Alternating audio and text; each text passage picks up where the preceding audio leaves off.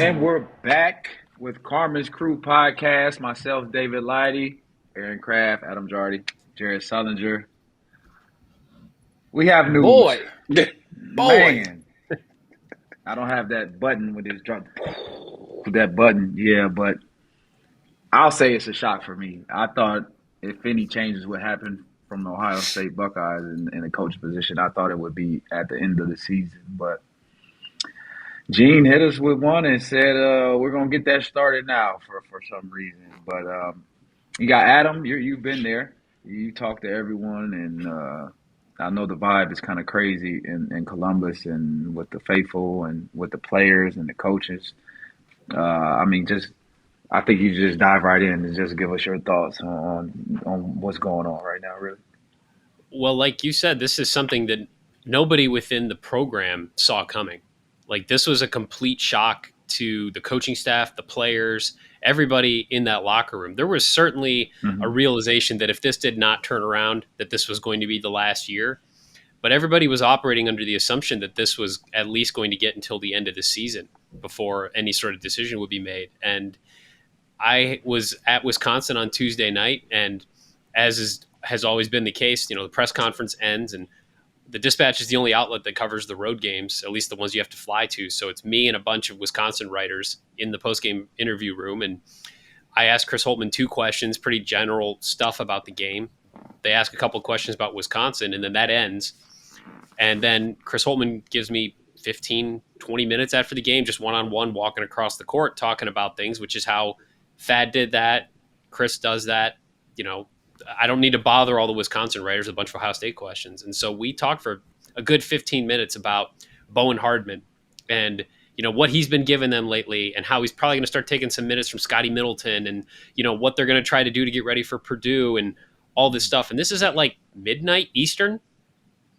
And by 10 a.m., 11 a.m. the next day, he was gone. So there was absolutely, and that wasn't like Chris Holtmann putting on a front, like to pretend like he had no idea that this was coming, and neither did anybody on the staff.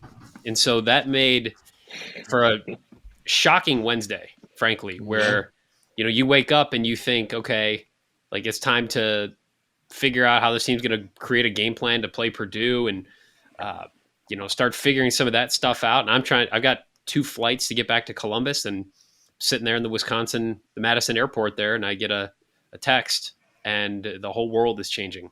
And you got some work coming ahead of you. Huh? Yeah. And then I'm just like, okay, I'm going to be in the air. But the flight I don't know if you guys have flown from Madison to Chicago, but it's like a 28-minute flight. And when I took off, I was still confirming it. By the time I landed, it was over. Like, that was the whole world changed in one 28-minute flight. It was absolutely there was some bonkers. leakage.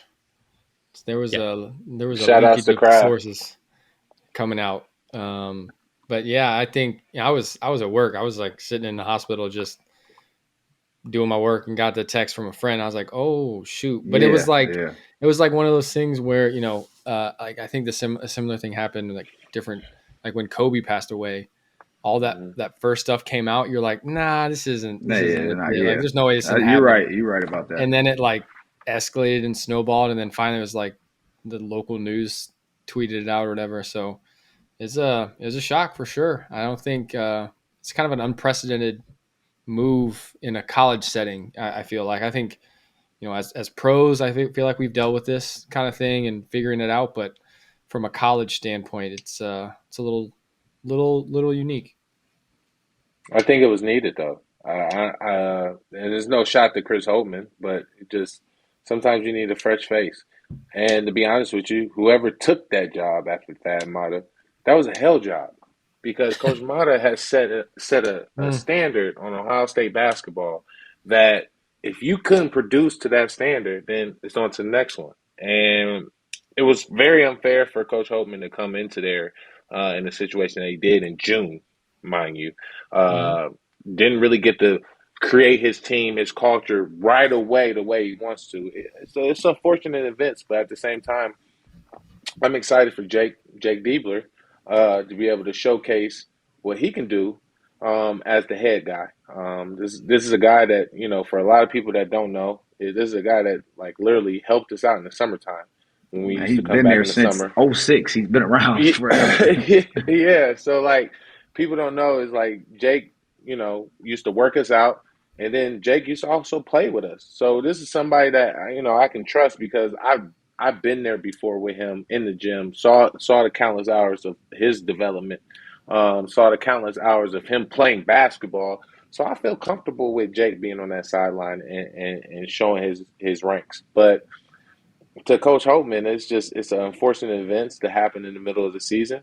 But at the same time, I didn't think it was going to happen in the middle of the season just because I knew Gene was stepping down in June, and I highly doubt that they Yeah. wanted to hire a coach under Gene's tenure, and then here comes the new AD, and the new AD wasn't able to, actually get his guy or his girl in this situation because you just never know in today's basketball world. So it kind of really caught me off guard just because of everything that's kind of within the pot. I Yeah, mean, there's a why you lot in talking this. about Yeah. that?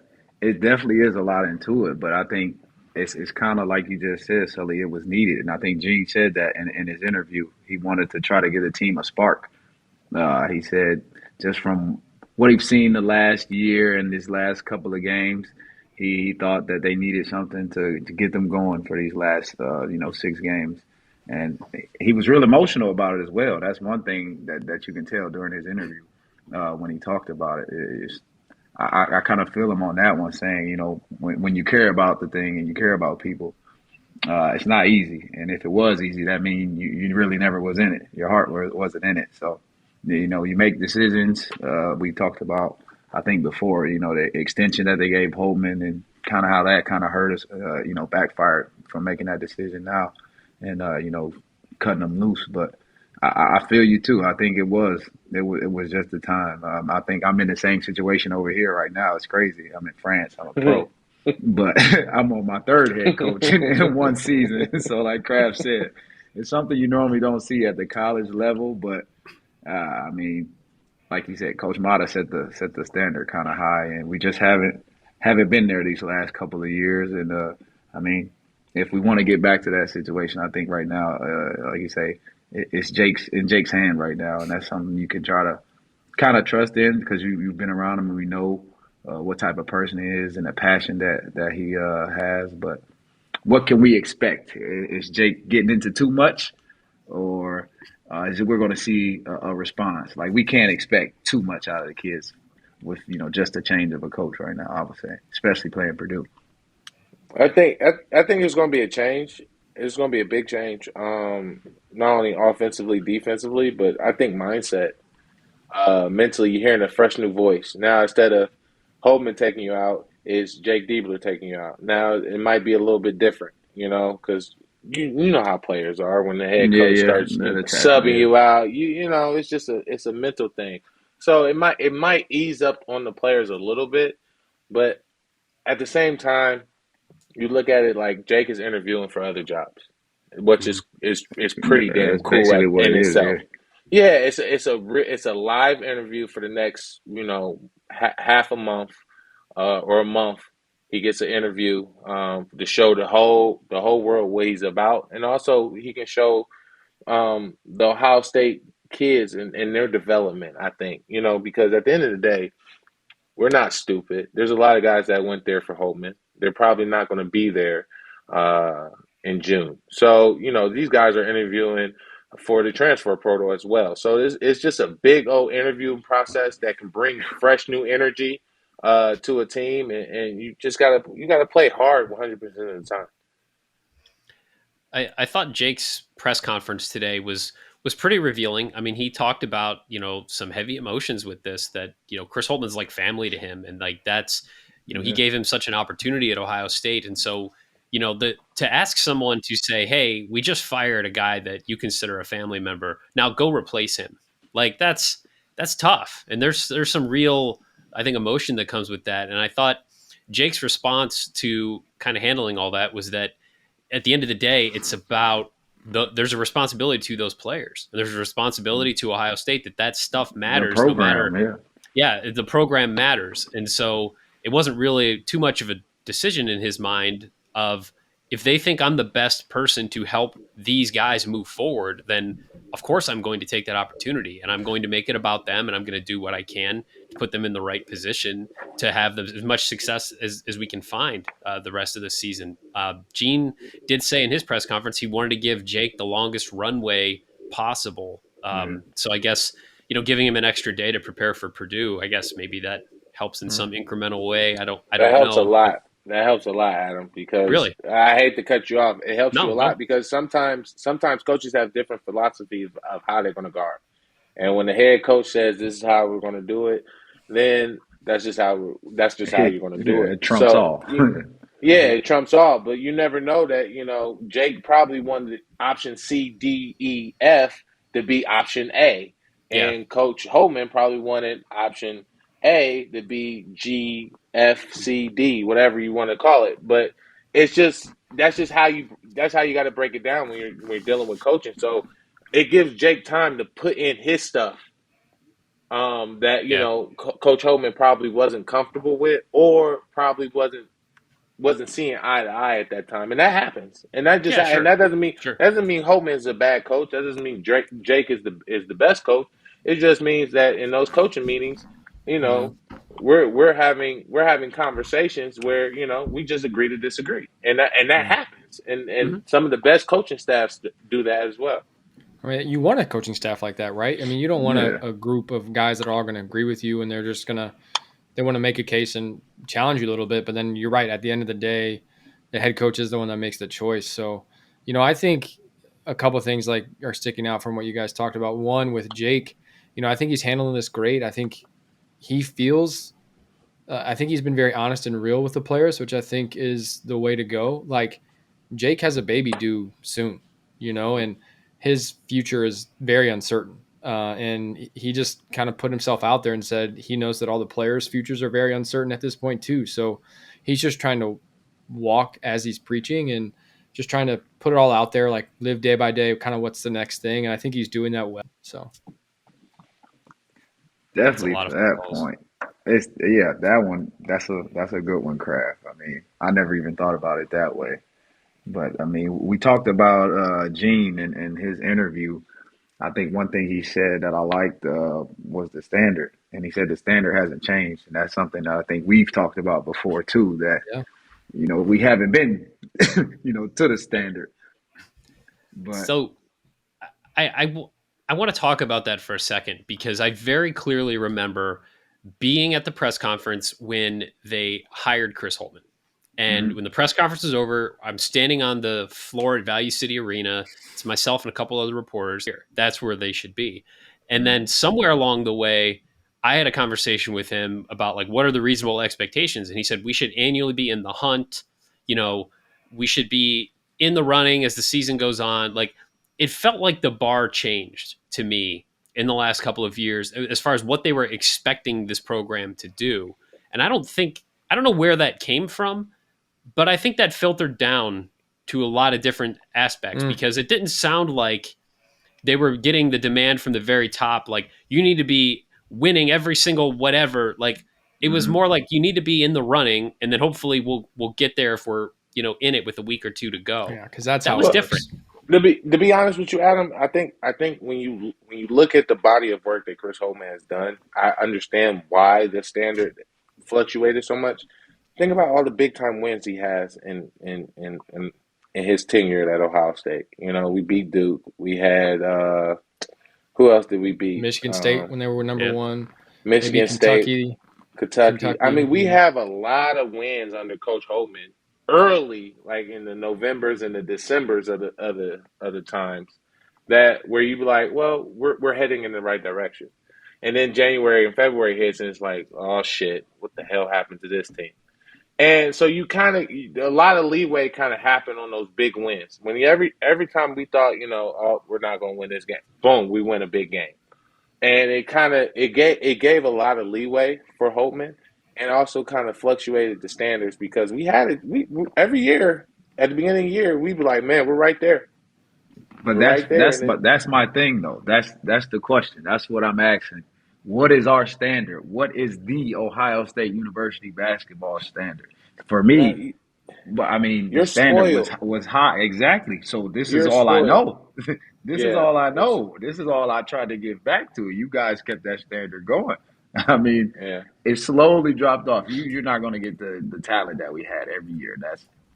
It's hard to do. I'll say, especially now with the NILs You and gotta have everything like money. that. But this is what I'm leading to. It's got to start from the top, really. If the next guy that they bring in, or if they decide to bring in someone close like Jay, keep him around. That's going to show us how serious they are about Ohio Mhm. State basketball. I would say. I mean, we made a decision right here, right now. That's fine, but are we just going to be in the hunt? Okay, winning a couple championships, or are we really want to be a top 10 program? For years and years to come. Mhm. Is that our bar? Yeah, I mean, the making the decision now would, I think, start us on that path of saying they want to take basketball seriously. Serious, Like yeah. I mean, I don't know why else you would kind of do this right now. There was a guy from the our NIL foundation there yesterday, and he was kind of talking about the expectation and kind of the potentially some of the money we have and what we were hoping to do with it. So I think there's a buzz, and I think there are people in powerful positions that are feeling the same way we are. But I agree. I think one decision, one action is not kind of enough. It's kind of like, what do we do after this to continue to move toward that goal? And I don't know. It's interesting. I will say, I think from a timing perspective, I think everyone has their opinions on Gene Smith, but um, I think I didn't realize until yesterday. So the new AD starts his advisory role in March.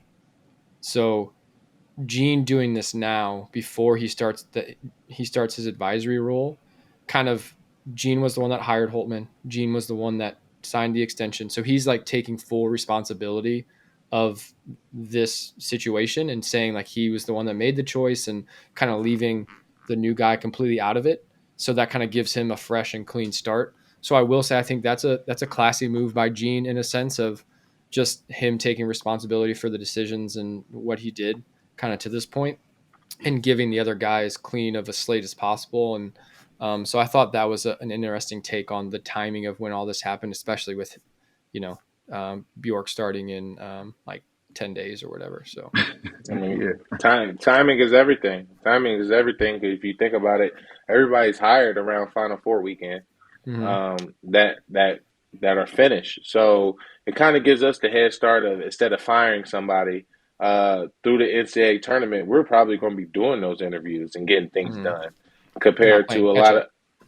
of compared to a lot of teams where they're done by Big Ten tournament, and then all of a sudden they fire their coach, and now they get to start their process. We get to start our process light years earlier than everybody else, and really get to vet those people that we really want to sit on our sideline and take us to the promised land.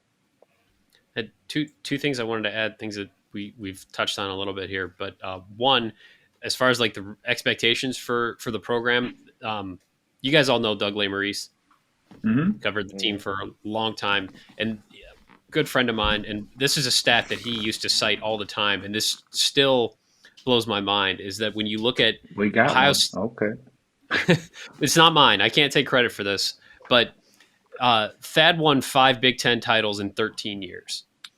In the 33 years before Thad got the job, Ohio State won 5 Big Ten titles.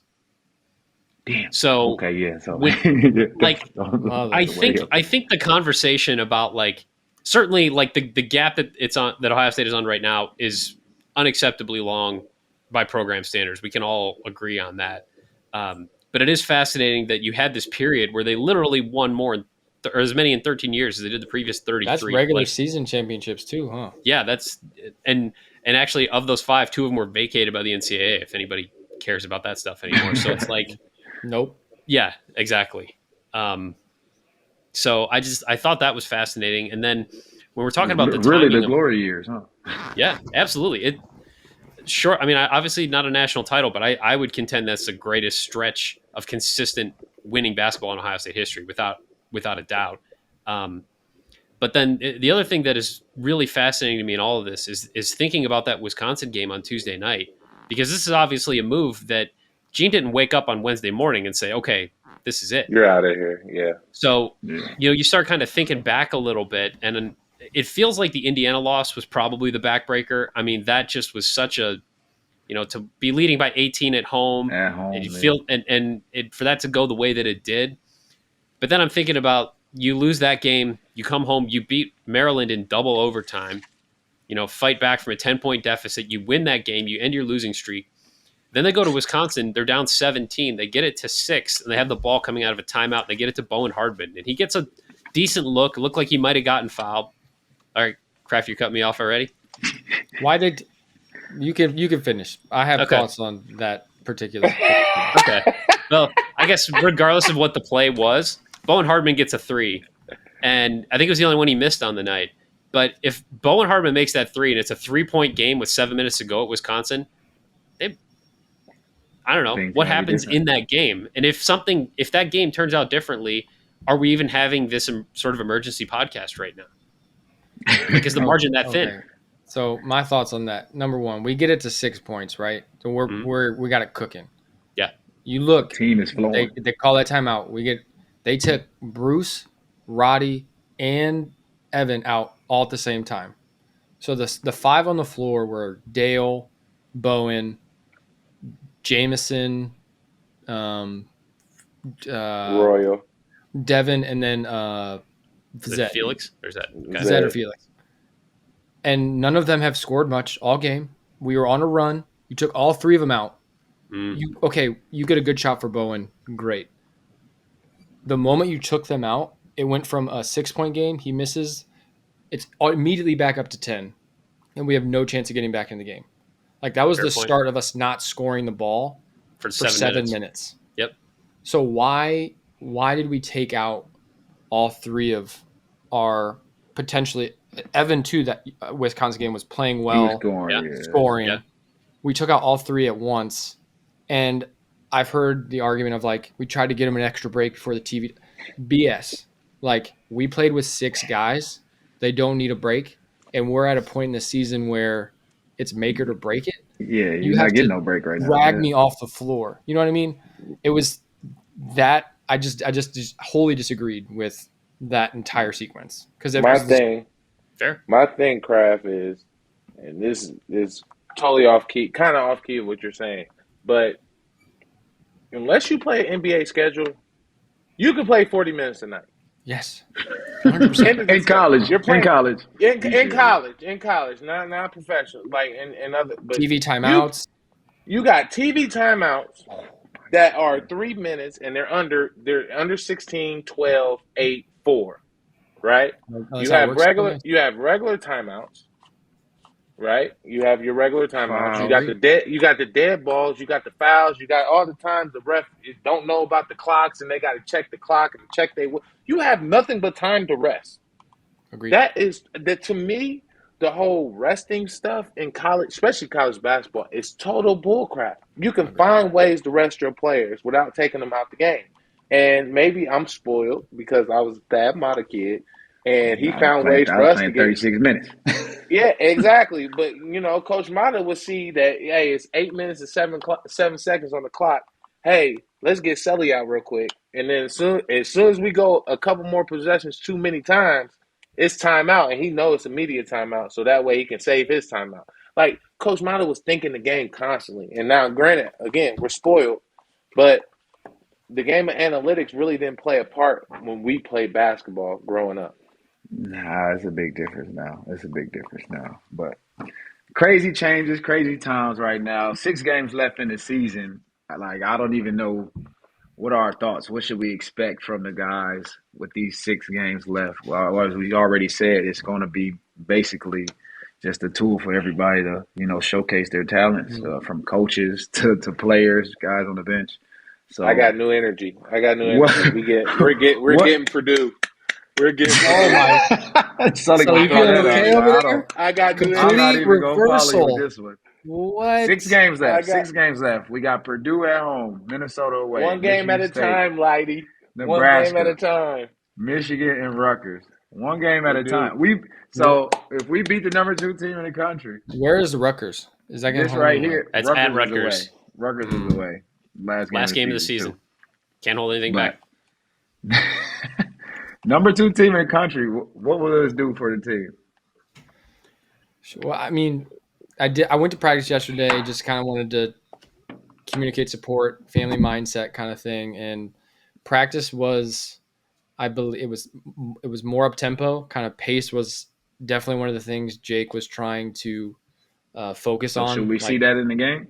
Pace between possessions, pace between like drills, like pace with drinks and coming back, like all that was kind of his thing. He was definitely pressing that and made him run. I think another thing he's really focusing in on and is just holding people accountable. So miss box outs, turnovers, that kind of thing. Yeah, like you're running sprints. You're being called out. And, that's Keith Diebler. That's that Pops. Ain't That's Pops that's for Keith sure. Diebler. So I I'm gonna say wanted that's to- Pops for Diebler. sure. That's all he So knows. I think we'll probably see some more energy out of the team. Is it enough? I don't know. Nobody I still said holding. Edie, bro. We don't have enough. I'm to holding Edie, bro. firm. Felix I'm is holding locking him firm up. to my 2 of 4. We're 1-1 right now, so I believe we get at least one of the next 2. I think we have 6 games. I think we win 4 of those with the energy we got. We'll go Purdue 4. being one of them, right? I would love it. I'm gonna be there. It's gonna be I hopping. like that. We shall see. We shall see. Okay, before y'all get down my back, all right. He ain't gonna lock up Edie. He gonna make it tough. Okay. But he ain't gonna lock him up. He gonna make it tough. If only Edie goes off, we're okay. We'll be fine. We got a chance. It's the other guys that We had it last year, so I will Agreed. say it's a chance. We do have. What is your game? What if Kraft walking into this game plan? What is your game plan if you're Jake? You're fresh new guys, new mindset on the bench. How are you approaching this game guarding the reigning National Player of the Year? I mean, I'm not playing them 1-on-1 like we did at Wisconsin. Not doing that. Mm-hmm. I would love to say we would double, but I think we suck at doubling. As long as you can make him catch the ball a step or two out of the paint, I would wait until he dribbles and then I would go. I would attack the ball because him picking the ball up and passing it, I'm living with it. But he's going to pick us apart if we double immediately. That's kind of where I'm going. He's not you, so he's not many bigs can do that. You sound like my Greek coach. We do that with Taco Fall.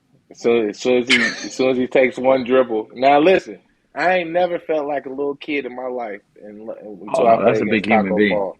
Oh man, but I'm literally at his waist where I'm trying to hold him up. But we double on the second dribble. So my goal is to push him all the way out as far as I can, which is not really far. He takes one dribble, hold myself, make it look like we're not doubling. As soon as he takes the second dribble, we double. And that's always the toughest for, bigger opponents because by the time they're into their second dribble, they're into their move. That's just how bigs are. And then once you take them out of the rhythm of getting into their move, now they're always looking over their shoulder, looking for that double, and that double doesn't come. Now they don't know what to do because they don't know what dribble you're coming on. So it's a lot of mental things that you have to do with Edie, but I'm pretty sure Edie has seen it for so long to the point where like now he's just he's going to pick and choose his spots. So I can't break down the game X's and O's the way that you guys can because I don't see the game quite in the same way. But the thing that I'm looking at from the outside here on this one is wondering, like, what is the give a crap meter? Because it's going to be – I mean, as of this afternoon – it's the number 2 team. Well, sure. But, like, as of this afternoon, it's almost a sellout. There's, like, almost 17,000-something seats sold. And I'm sure some of that are because they can get an autographed Aaron Kraft card before the game. And some of that's because they're bringing back the 1999 team that finished number 4 in the USA Today coaches poll because they can't recognize the Final Four, but they're still going to bring Scooney's going to be there and Michael Red. That's dope. And that pretty much that whole group. Jason Singleton, Ken Johnson. Yep. Your favorite Buckeye's favorite Buckeye. Those guys. That's dope. Yeah, that's what George Reese calls them. I talked to him this week. Well, Scooney predicted the win. Honestly, when I talked to him, he said we're beating That's Purdue. Sounds This about was on right. Tuesday. This is before everything went down. But I just wonder like the other stuff that goes into this. Like Purdue just played a tough game last night and had to fend off Minnesota late, and they're going to come to Value City Arena on Sunday. It might be a sellout. All this stuff has happened. These guys are playing for their futures. What does that impact the game in some way? Like, is this like one of those games where it just things fall Ohio State's way because they should, because of all the change? Like, I don't know, but like to me, I think that needs to play a role in this game if Ohio State has any chance of winning this one. I'll help you out, Adam. The give a shit meter. I wasn't sure where we're like allowed that. to go on this one. No, that one. because It's all right. because we're getting tired of the crap that we're seeing, so they got to start giving shit. We're going I to like find out, man. We're going to come back with Put it another on a t-shirt. episode. And we're going to see what our Buckeyes do if Kraft's prediction and Sully's prediction came true. But we're going to Winning send by all 4. the good vibes, all the love. We will shout out the women's team because they're rocking. Keep that going. Y'all make 12 in sure a y'all row. support. We'll make sure y'all JC support. Maybe they can get to number JC one. Shelton, Cody McMahon, Yes. Ballers. Theory. Ballers. All they are. I love they the pace are, that they play with too. With Oh my everybody, they play Yes. together. They have a high give a shit meter when you watch them play. Oh man. So we appreciate y'all, man. Like we said before, make sure y'all hit us up, ask us questions, anything y'all want to know about what's going on in Buckeye Nation. We out, man. Love y'all.